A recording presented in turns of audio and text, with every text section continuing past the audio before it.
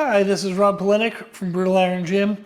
In today's video, I want to give a quick tip on how to improve cable crossovers. So I have here a Sorinex Apex rack. It's a 4-foot squat rack, and you have a cable station on each side.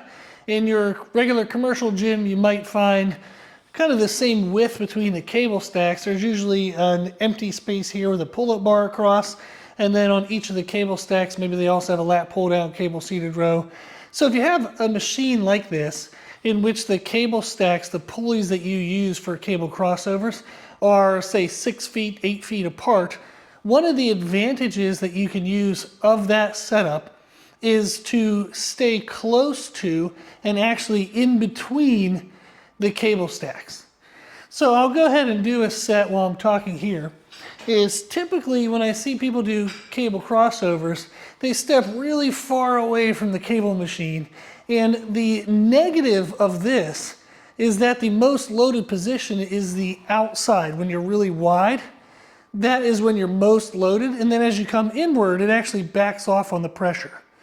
The reason why we don't want that is already mimicking what we typically see with dumbbell presses, dumbbell flies, barbell presses, even some machine presses. We typically feel those movements most loaded in the stretched position, which is going to emphasize the outer portion of the chest. One of the advantages that we can use with a cable crossover is to target the middle of our chest. So instead of stepping out in front of the machine, I'm actually going to stay in between. I'm going to step forward enough to get some tension when I'm in that stretched position. I don't want the weight stacks to touch.